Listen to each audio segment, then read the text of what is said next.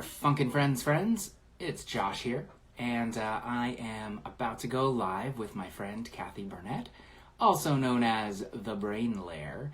She is, well, I'll let her tell you. Oh, wow, she joined fast tonight, the Brain Lair. Okay, Kathy, we're gonna just jump right. Woohoo!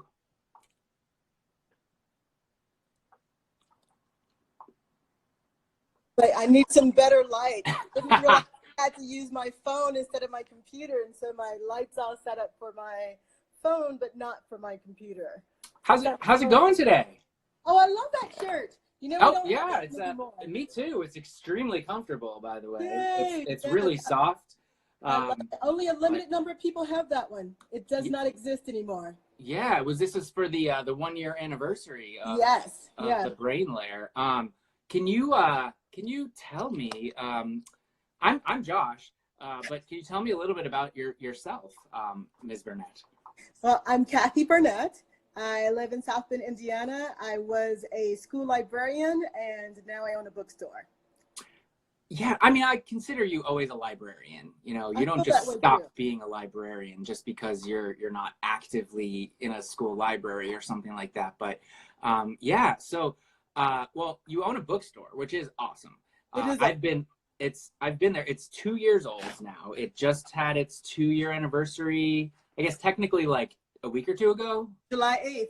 July. Was that the soft opening that we came to?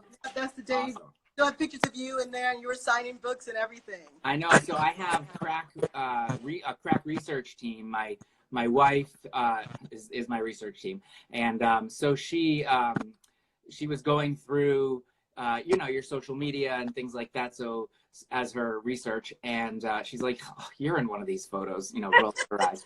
But yeah, no, it's an awesome store. And it's a great location. It's like a couple blocks away from campus in South Bend, right? It's a few blocks away from Indiana University. Oh, okay. A mile away from University of Notre Dame. Okay. Because I remember, like, it's like one turn away from like a big gates of, it must be Indiana University. Park. We have a huge park right down the street too. Yeah. So congratulations on the store in 2 years. That's pretty awesome. You didn't know it was 2 years until somebody else posted on their Facebook page, and I'm like, oh yeah, that happened. Yeah. So we met, I think it was 5 summers ago, at an Olive Garden in Jackson, Michigan. For Nerd Camp, which I've been to a handful of times. You've been to, I think, a few more times than I have. But you're essentially a charter member of the Nerdy Book Club. I think you posted. Are you the first guest post, or? I think there were probably 5 or 6 of us that did the original "Why We Are Nerdy People."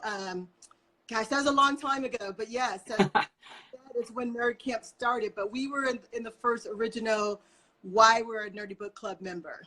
So why are you a Nerdy Book Club member? Tell me about you being a nerd. Well, I grew up on the south side of Chicago, in what you would consider the projects. If you've heard of Cabrini Green and places like that, that's where I lived. Ours was called Washington Park Homes.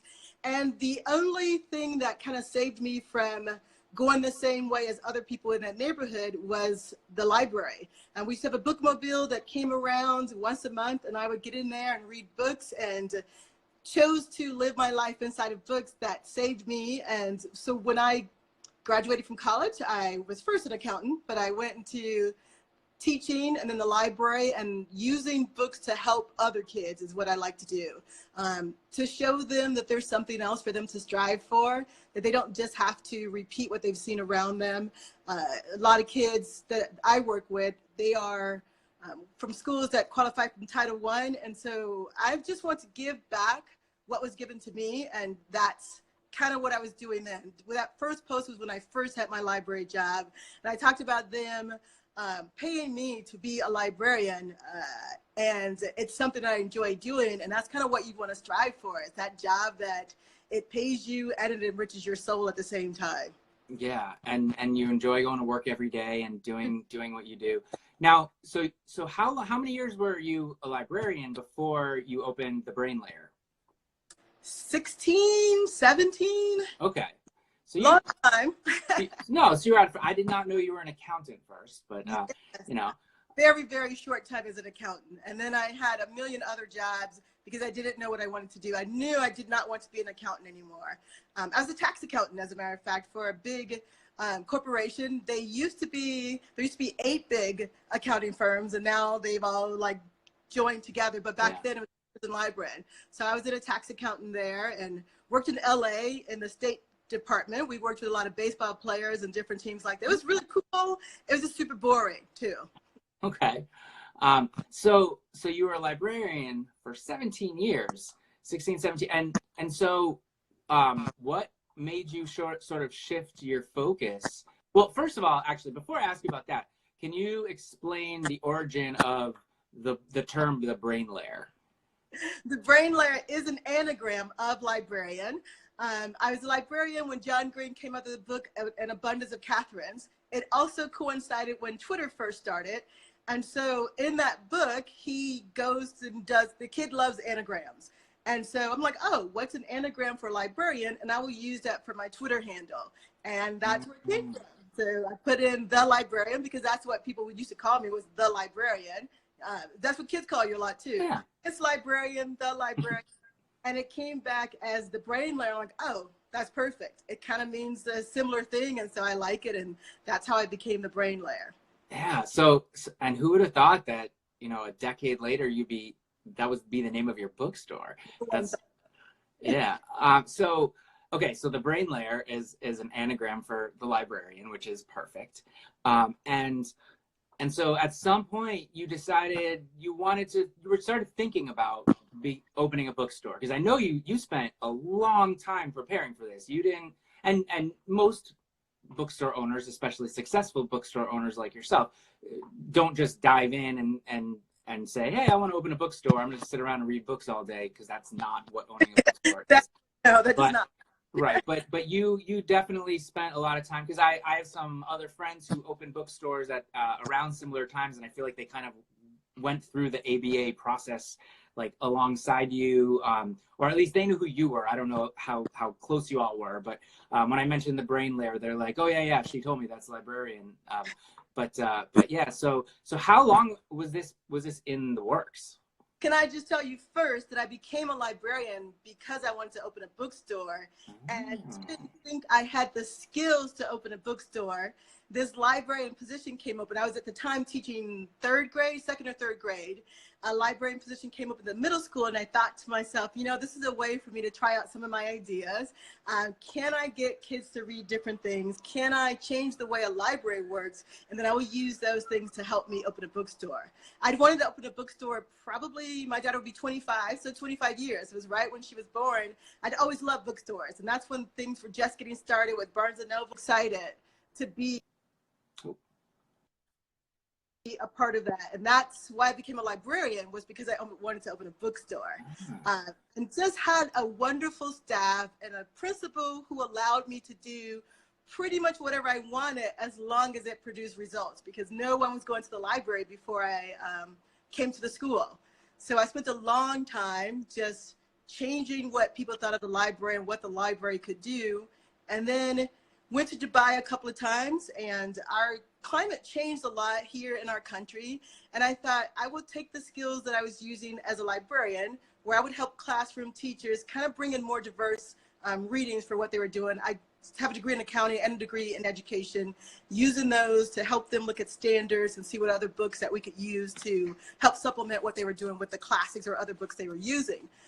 So that's kind of decided to do that. Somebody gave me a push and said, you should get out and go into nerd camp. They're like, you should do it. We would support you. If you tried to open a bookstore, we would support you. And you know, I emailed you and like, I don't know what to do. How do I do this? And you helped out with getting my Kickstarter together. And so that's how it happened. Well, so just so we're clear, were you always a middle school librarian? Yes, I was a middle school librarian for most of my career, but the last 4 years, I was a K-8 librarian. Okay. So it's a combination of working with little kids who I don't like, and then, you know. Okay. You know, that's totally understandable. You So you started a Kickstarter, but you also, I know you prepped, you did all the research, above and beyond to make sure you were ready for this. And because I remember sort of seeing you go through the process. I've never, I've seen bookstores open, especially I live in New England, so we're very fortunate. We have several new bookstores in the last 3 or 4 years. I can count Whitelam Books and the Silver Unicorn and Belmont Books. Like, they all opened within the last 3 years or less. And they're all within like 20-25 minutes from me. In addition to, there's a dozen other bookstores that I can go to pretty easily. So I'm very fortunate. I've seen them open, but I've never seen the process as much as watching you go through it. Tell me a little bit about, like, how, once you got that push, what did you do? What is the steps of opening a bookstore? Well, I enrolled in Bookseller Boot Camp.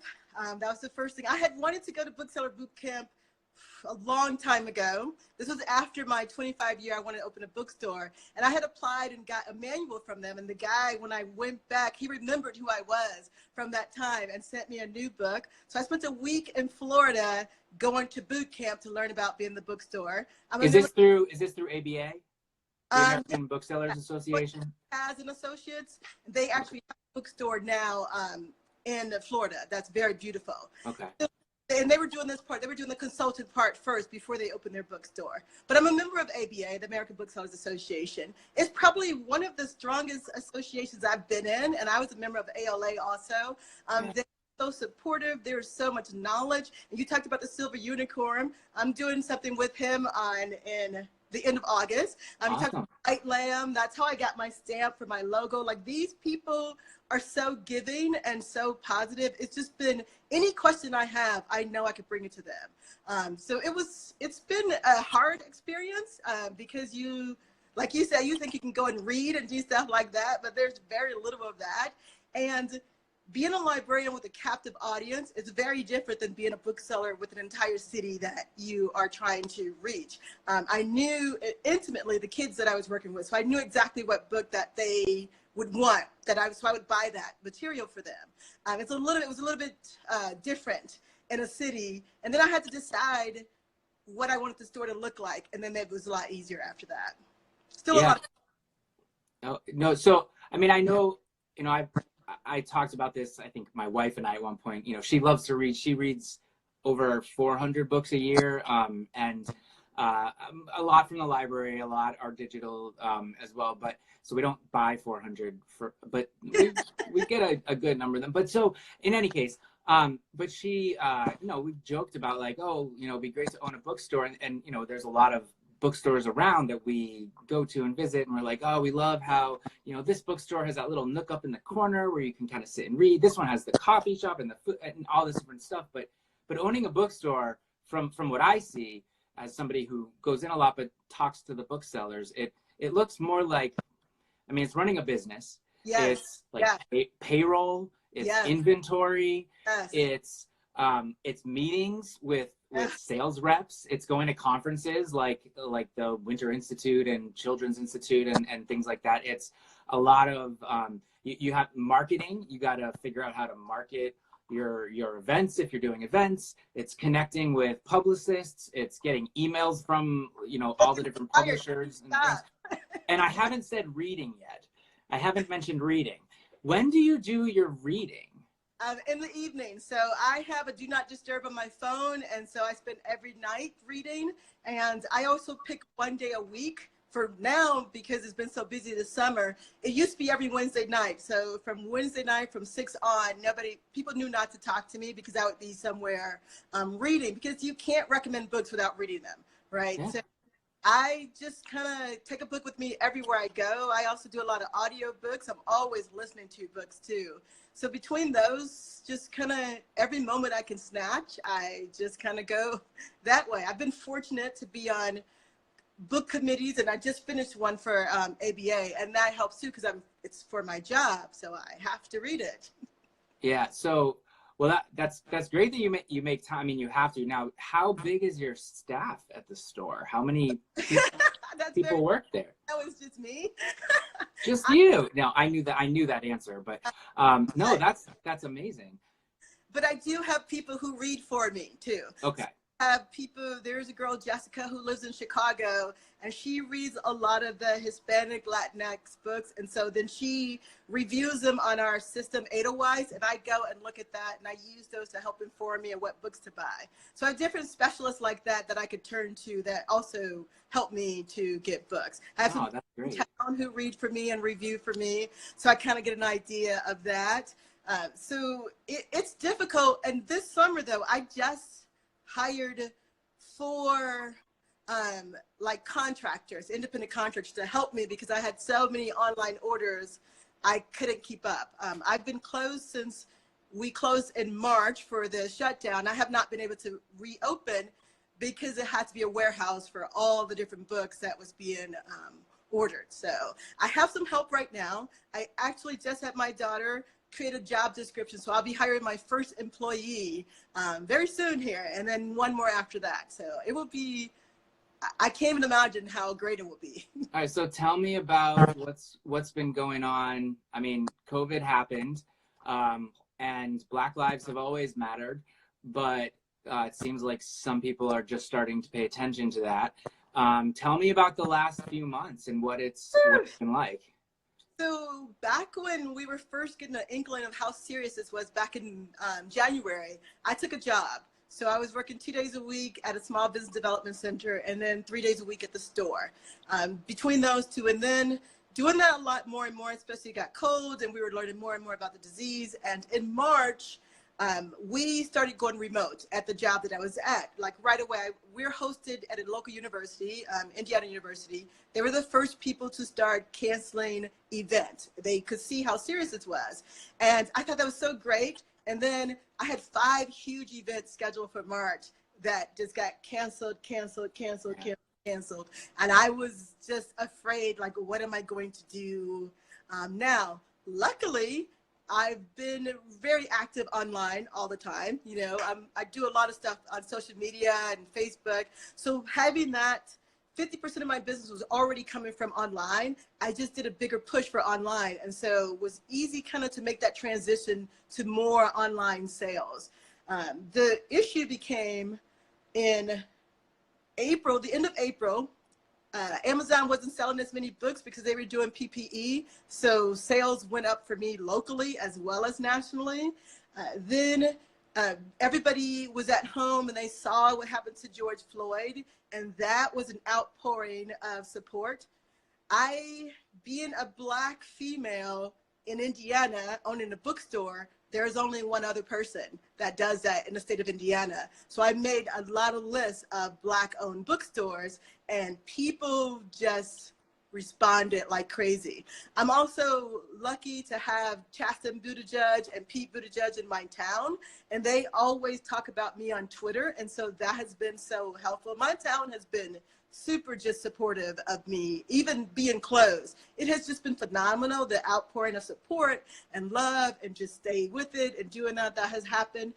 But that's, if you could say that's one good thing about the pandemic, was that people came to realize that we were not just crying wolf. We weren't just saying, oh, that's racist. Oh, this is still a racist society. They actually got to see just a tiny bit of the racism that happens in our country. And it's been beautiful to see people step up. It's been beautiful to see people order these books. I do hope they read the books. Yeah. Then have a discussion around the books. So that's kind of what we're trying to do here, is try to have more discussions of, now we've read this book, what can we do to change our society? Yeah, so you got a lot of press, I think, just for being a Black woman-owned bookstore, as well as the things that you've done in the past and the type of books that you focus on. Can you share some of the books that you've been sharing and ones that you're into, and you know, with whatever, for adults, for kids? Yes. So one thing that happened because of COVID, people have not been traveling, so there's not been a lot of author tours, and a lot of books that came out this year, I think, got missed. So that's been a big issue, trying to get those out there. So some of the books I could tell you about are books that I don't want people to miss. So the first one, it's a young adult book called Everybody Looking by Candace Ilo. And it's a verse novel, so it's not too long, but it's cool because it's everybody, because it's about dancing, but it's also about everybody, how people judge dancers. You're supposed to look a certain way, dress a certain way. And she kind of goes against that notion that her body is her own and she should be able to use it the way she wants to. No matter how much you weigh or what you look like, you can be a strong dancer. So I love that book for that. This one is from Leah Johnson. You Should See Me in a Crowd. I've Leah seen that one. Data, and I was fortunate enough to be on the Indies Introduced committee, so we got to read a lot of new books, and she was one of the picks that we had, and I got to call her and talk to her and say, hey, you won this award, and so that was kind of beautiful. But did you get to interview her? Is that how it works? Yeah. Yeah, we just get to ask one question though, but still, I have a phone number, so we're good.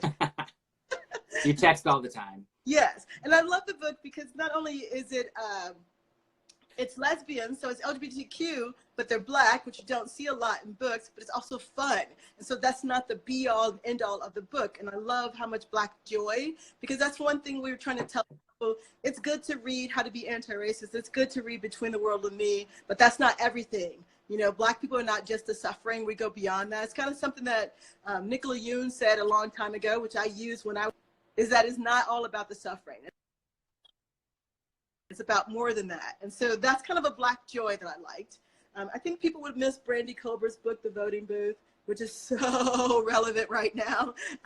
They're traveling around town, and this how they move in different voting spaces. Like, stuff is happening right now where you're in an area and suddenly that polling place is not your polling place anymore. And you've got to go somewhere else, or your name is now not on the rolls and you've got to go somewhere. You got to go back and get ID. So it's very, very, very relevant, which is also with Lisa Ramey's new book, Something to Say. Is that one out? I don't know that one. It came out in July. Okay. So that's it, right? People, we can't see everything, but I loved Lisa's Good Kind of Trouble, which a lot of people are reading right now with the passing of John Lewis, which is that's so depressing. But Lisa's book talks about another relevant thing, is how we're naming our sports team. So you're looking at that, but she's looking at it through the lens of John Wayne School in California and the push to rename the school and what that means for different people. So I love how this plays out, and hopefully we'll get to do an event together, because I think kids should learn about that and talk about how research informs your writing and what that could look like when you're writing. So that's one. Awesome. This one. Things You Can't Say. Jen and I were going to do an event in May. Of course, we couldn't do it. And that was I didn't have enough bandwidth to do an online event when everything was happening with the door. So we didn't get a chance to do our event. But this book is beautiful, and I don't want to miss it. And it's about a boy, Drew, whose dad, he died 3 years ago, and he's found solace in the library, and he's working there. But then a girl comes in, and she starts working there, and he feels like he's losing his place. That same day, he goes home, and there's a mom's friend from before, a guy there, and he's been the man in the house, and this guy comes in. So he's kind of feeling like, what's his place? And people don't want to talk about his dad because, you know, they don't know what to say. So it's kind of bringing all of that together. It's a beautiful, beautiful, beautiful book, and I hope people don't miss that one. It came out in March, so again, right when things down, it came out, and so I'm afraid a lot of people might miss that one. Jen's from, well, I don't know where she's in, Cincinnati now, I think, but she was in the Boston area for a while, and so she's a librarian, so she was sort of in all our she had her book launch for, I think, her first book, is the baseball one, something about home. I'm blanking on the title right now, but she had that at Porter Square Books, and so I say my librarian, but the librarian who's head of the children's department at the Lexington Library went to library school. They went to library school together. So, like, I don't know, we all kind of know each other. But yeah, we're big Jen Bishop fans around here. And I was really sad that would be missed. I have a little tiny board book. Oh. Called My Hair, which I cut off. I don't know if you noticed that. I was in a fit of rage because I was so exhausted that just cut all my hair off, and I thought, I don't really pay attention to people's personal appearances, honestly. So I do, because now you can't really tell what people are thinking because you can't see their whole faces. You can only see Except your glasses. You always have awesome glasses. Thank you. I had to get new lenses because I'm totally blind now too. So as I get older. Yeah. There's Frederico and the Wolf is a great picture book. Oh yeah. I saw so in Red Riding Hood. Yeah, I don't think I haven't read that one yet, but it was on the Indie Next list, I think, Right. Yeah. So sometimes, because it's just, I used to go to bookstores and read books, or at least flip through parts of them, and I used to check out everything I could from the library. And I have a whole shelf over here that's empty because that was my library. And not that I don't, like, we still can, our library is doing, as much as they can, but the pickups, and it's just, they had a great section. I go to lots of different libraries of just like, what's new? And I would honestly take the whole thing and everything that I hadn't read and put it. We have a big library basket, and yeah. But so I'm missing out on a lot of these, and I'm trying, but it's hard. Bookseller. I used to still go to the library. I trained at our local library because when you go to library school and you want to be a school librarian, you have to do an internship. So I did an internship at our local library, and they're wonderful. We partnered when we brought Kwame here, so we did Pete Buttigieg's event. So they're really good partners of mine too. We work well together, and it was really sad for me when they closed, even though it's people think we're in competition, but I think there's a place for everybody, right? It's like. Yeah. Still get library books. I still get audiobooks from them as well as buying books from Libro. It's like there's enough book world for everybody to join in. And they are just beautiful people, and they are very responsive to what our city needs. So they're always on the top of everything. And I talk to them about a lot of stuff that I like to do here. So I love the library, and I do miss it also. It would also be, that's one more spot I could go and see what's out. I can go and see what they're displaying. What are they talking about? Yeah, I mean, you can't possibly, even if you meet with every sales rep for like twice as long as you normally would, you're still not going to see every book that gets published. Now, hopefully your sales reps know you well enough to recommend the books that your community would want. But they didn't before. When I first opened, they did not believe that I was going to mostly just have diverse books. They didn't believe that would be a whole store. And so they would just pitch other things to me. And I was just like, no, that's not what I want. And luckily, I was reading a lot before I opened. And so I knew exactly the type of books. But now they're fantastic. And they were just sending me emails and clips. And so it's been really, even that whole idea of having a rep has been wonderful. And I just this year got a rep from Hachette, which I didn't have before. And I got my first adult rep. So I'm excited about that too. Nice. That's awesome. Adults probably read books too. That's why I asked you about that too. It's like, oh, are we doing adult books? Yeah, but adults read kids' books, right? Why would adults read adult books? Who reads adult books? So, but as a break, I've been reading more adult books than kid books this year. Kind of as a way out, I guess, because I'm working 6 days a week at the store. Plus, my other job, I had just gone to 3 days a week. Okay, you have this awesome bookstore. There are a few things that my researchers found out about you that I guess I didn't really know. I knew because you have amazing coffee mugs that you're into coffee. You always have the best mugs.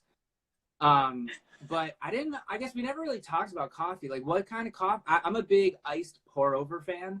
I don't make them myself, but I have a place right next to the Concord Bookshop that I used to go to a lot that did a great pour. What kind of coffee do you like? Is it hot? Is it black? What do you like? I have a Chemex and a French press. So in the mornings, I usually do a French press. I have a girl who's a roaster in Michigan. So that's where I usually get my coffee from for home, and I sell it through the store also. In the afternoons, I do a pour over with the Chemex. So I love doing that too. I do the whole way in the coffee. I have a keto, the boil the coffee the right amount. I mean, I am a fan of coffee. I am a huge coffee fan, and people who know me know not to play around with my coffee. Like you don't touch my coffee. You don't pretend like you don't have coffee.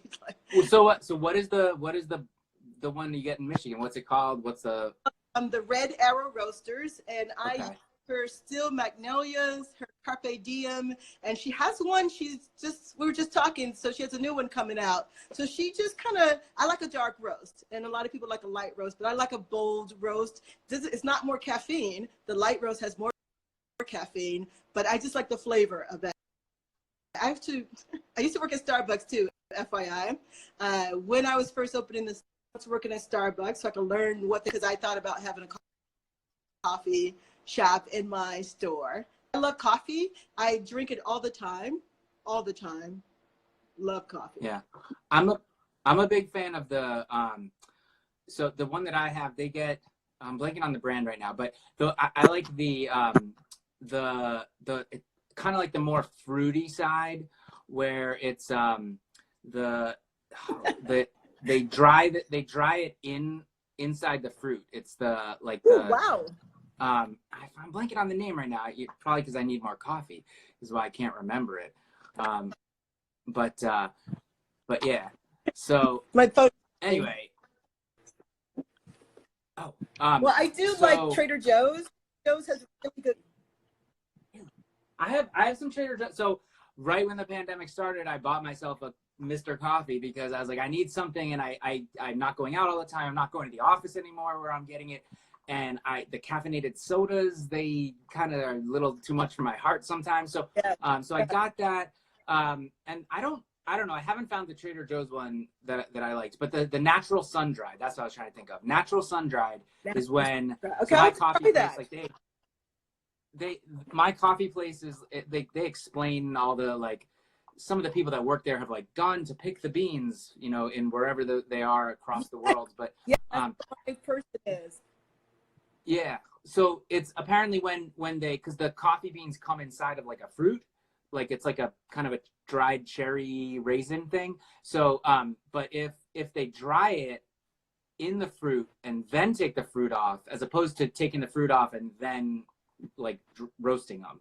So I like the natural sun dried. It has a little, it might not be your thing because you like the dark, but it's got like a little bit of a fruity floral kind of edge to it, and I really like that with the ice. And I've been going to the same coffee place enough that I know, I don't remember all of the different blends, but like they come in seasonally throughout the year. Right. And I'm like, I remember that one was really good from like last March, and now it's March again. So but yeah, it's been a while since I've gone there, because I used to just go there when I go to the bookshop. And for my family, we've been staying home as much as possible because we can, and we're just trying to stay out of people's way since we have the opportunity to do that. But yeah, so family, your own coffee making, so that's kind of fun too. Yeah. Speaking of family, I don't normally talk about people's kids on this, but you came to Boston one time a few years ago, and we met up. You actually came to Newtonville Books when I was doing a reading. I think it was for Dear Dragon. It was Dear Dragon. You helped me read Dear Dragon. It was wonderful. That. Yes. Yeah, it was awesome. And but it was because your daughter was at Yale. Can I? She was at Yale. Yes. Yeah, and it was the Harvard Yale game. Yes. So yeah. She's going to Harvard this fall. She'll be at Harvard Law School. So I'm actually coming to Boston at the end of August, driving down with her. She's actually here with me now. She graduated from Yale 2 years ago, did a 2-year fellowship with a nonprofit, and that ended in June. At the end of June, she came home, and she's here with me until she goes to school in August. So she's going to law school. She's like, wow. So, I know. Well, my I actually, I mean, Harvard Square, Cambridge, that area is great. The law school is like between Harvard and Porter. It's closer to Harvard Square, but Porter Square Books is within walking distance, and there's like 5 or 6 bookstores that are within walking distance of the Harvard Law School, like within like 10 or 15-minute walking distance. Okay, good. I'm not sure if they're open. Okay, Porter Square, I know, is doing stuff. Harvard is actually not open. They are online. They're fully online. Okay. So their kids aren't coming back. And I think Boston University is doing like weekly testing. So they're kind of really taking this very serious. Yeah. Yeah. Okay. So she's not driving up, coming here. She is coming to live in Boston with her friends. Okay. But she is, and she's going to school, but there's no school on campus. She just wants to be there with her friends. Well, eventually, hopefully there will be, and law school will be, 3 years, right? Yes. So, yeah, well, then that'll be cool. So hopefully I'll get to see you 2 or 3 years from now at some point when you come for graduation or something. But yeah, so Anyway, I have this hat, which I like to wear hats. I did shave today, which is actually kind of cool. But I like to wear hats because I've gone to like friends' book events and stuff, and I don't wear my cap because I'm not the one who's performing in there, and they don't even recognize me. Like I had a conversation with Erin Cashman. She's a YA writer. And I was at one of her events, and she did not realize who I was until like 5 minutes into the conversation, because I wasn't wearing the hat, like a cap or whatever. But anyway, so and I'm not making fun of her, like she's the one that I remember.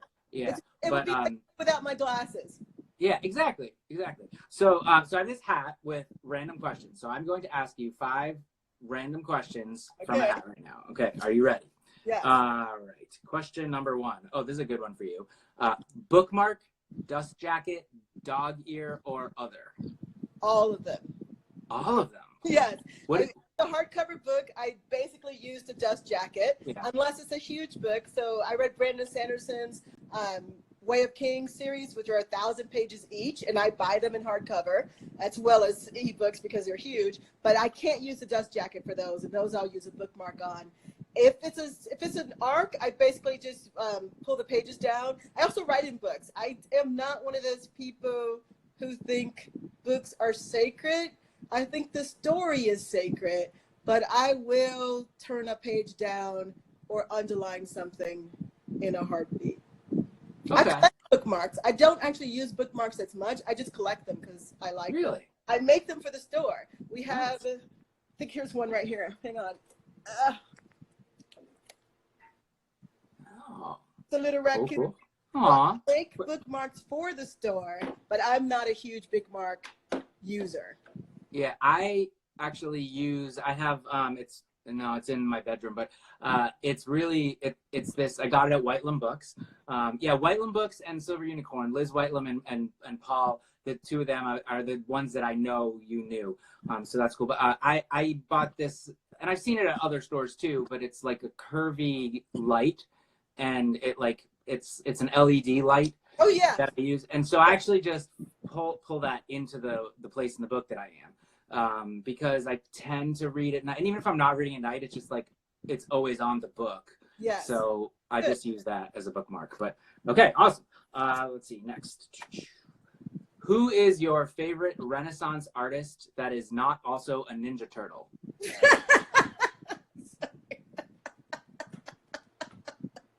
I don't have a favorite artist unless they do book covers also. Okay. Okay, then give me a couple of your favorite book cover artists. Well, there's a person right now who's doing the covers. He did Cast in Firelight. He did Cemetery Boys. There's like this series of books coming out this year where the covers, you can tell that this person painted all these covers. They're beautiful. I love it when the characters are really huge on the cover. So that's what, I don't have any of those books here. But also there's Legend Born, I Am America, I think it's called, Black Kids, and something else where I have the big cartoon covers, cartoonish. That's a big theme going around this year too, that I love those books too. Okay, cool. I'll look them up and put them up on the YouTube video. Okay. I have been known to buy books just for the cover. No intention of reading them. I just buy them for the cover. But I also have my friends' books who I just buy all their books whenever they publish a book. Friend. We used to use dust jackets from picture books. We used to frame them. Yes. Because they're really nice art. Yes. Yeah, we like our favorite books would be like, our kid loves this book. We read it all the time. Like, they're going to rip the dust jacket eventually anyway. So we might as well just take it off, put it in a little frame, and then you got art on your wall by a fantastic artist. I mean, that's, yeah. So, okay. The question is, how often do you go camping? Oh, that's so funny. You obviously don't know me as well as you should. No. Yeah, well, we're trying to get a sense of your character. I don't like the outdoors, so I don't do things outside if I can help it. So the last time I went camping, my daughter was probably 7 or 8. We used to go when she was younger, just because I thought she should have that experience, not because I like doing stuff outside. Okay. So I've never taken my kids. My wife has no interest, so we're just, yeah. They will grow up having never gone camping. They'll be fine. There's books about it. Yeah. Okay. Let's see. How many times have you watched The Wizard of Oz? It's one of my favorite movies, so there's countless times. When was the last time you watched it? A couple of weeks ago, maybe. Really? Okay. Have you ever Yes. watched it with the Pink Floyd Dark Side of the Moon thing in the background?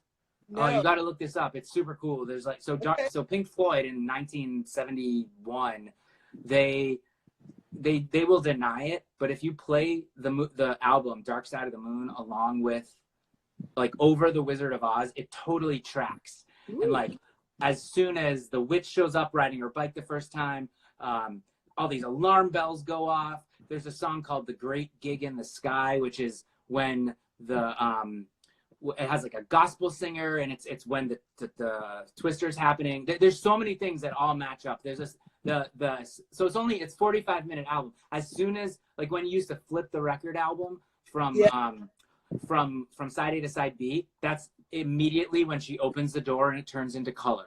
And there's so much more too. There's a song. The 8th song is called Brain Damage, and it's when they're singing If I Only Had a Brain. There's so much. It ends with a heartbeat, and it's when they're listening to the Tin Man's Heart. Like that's when the album ends. Just Google it and like I think you need to start playing the album. I'll bet there's a YouTube like where somebody put it all together. But you start playing the album when the MGM lion roars for the 3rd time. So I wasn't this made me a fan of Pink Floyd. I was just like, this is so cool. They deny it that they meant to do it, but it's definitely. And it took like nobody noticed until the late 90s, I think. I'm just really in awe of people who notice things like that, though. That's just kind of amazing. What made you do it the first time? Like listen to. Oh, I heard about it. Like it was some DJ in New York who like someone called into him, and I'm sure I haven't really researched it much. When I was in college 20 years ago is when I was into this, and we probably were slightly intoxicated when we were experimenting with this, but it is super cool. It's really, really cool. And you definitely like, I don't know, YouTube it. Somebody's probably put it together, but there's like, if you want to, you can say like, oh, they're bouncing back and forth to the beat of the music, like the Munchkins. But I mean, you can kind of do that with any song. Yes. But other things all track. So anyway, yeah. If you're a big Wizard of Oz fan, definitely check that out. I'm going to do that. Yeah. All right. Last question. All right. Tiramisu or candy corn? Tiramisu. Really? Yes, it's chocolate. Yeah. It's just a dusting of cocoa on the top, but I don't like candy corn. That's wax.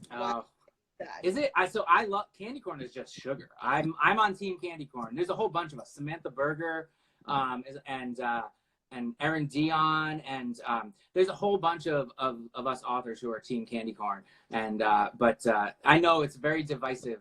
It's a very divisive candy. I would like to have a team. We should do something about that. Yeah. So tiramisu is kind of a running joke in my family because my family used to get it for me for my birthday like every year, and at some point they thought I loved it, and I never really did, but I guess I didn't tell them for like a year or two, and one year I finally told them, and they were like, we get this for you every year, and I was like, no, I don't really like it all that much. Like I don't know where you got that idea. Who likes it? I don't know it, but anyway, so it's kind of like, I don't know, I don't love the alcohol in it, I guess. Is there like rum or something? It's okay. I like it a lot, yes. Yeah, but anyway, yeah, I'm team candy corn. You're tiramisu. That's cool. So okay, so where can people find you and your store and order books from your store and all the things? So where people can find you? Well, they can shop from the bookstore at shop.brainlairbooks.com. And we're actually having a new site built because I need a stronger site. So that's where we're at right now. Physically, you can't come to the store because it's closed. You can email me if you're coming through town, and I will come over. But mostly we're me right now, and we wear masks and we work in different rooms. So it's not really open to the public. Because I just haven't figured out how to make that work with me being mostly by myself and just don't have time to make it work yet. Maybe later, maybe towards Christmas. But you can find me mostly online under Brain Lair Books. I have my Instagram, Twitter, and Facebook page for the store are all Brain Lair Books. And then my own personal Instagram and Twitter are the Brain Lair. So they can find me in all those places. And little secret, I am not the person doing the Brain Lair Books Twitter at this moment. I have a friend of mine whose voice I admire doing that for me, and she is really killing it. So, I didn't know that. Yeah, she's really, really good, and we talk about what she's gonna do, but I couldn't do it. I just couldn't keep up with everything. Oh, that's too many things. So yeah. Her and I have worked together before. I do fundraisers for her organization she works for, and she had done some stuff during when Mayor Pete was running for president, and I talked to her, and so she does that for me now, and she is wonderful. People think that's how similar our voices are. Awesome. Well, yes, I didn't notice, but good job. Keep it up. And I also on Thursday I have the author of this book joining me. So it's Dear Black Boy it says Sincerely Marty, but it's Martellus Bennett. He's so lucky. Yeah, he's former Super Bowl champion from the Patriots and various other teams, but that was the team he was on when he won the Super Bowl. And Jennifer Vincent, our mutual friend, she knew him when he was in Chicago and introduced, and I was like, hey, your friend just got traded to the Patriots, and she was like, oh, you want an introduction? And then he invited me to come to the Patriots training camp one day. Like, he's such a nice guy. I texted him after he won the Super Bowl, and like a day or two later, because I figured he got it, he was busy, and he texted back immediately, like, super cool. But yeah, he makes books, so if I don't know if you carry him in your store, but you should. I will. And so anyway, that's Thursday. Thank you so much for joining me, Kathy. That was a lot of fun. I appreciate it. Yeah, it's great to catch up, and I will hopefully see you in person sometime soon-ish. Fingers crossed. Bye, Jennifer. I gotta tell Jennifer bye because she was on there. Bye, Jennifer. Thanks for checking. Bye, Josh. Bye.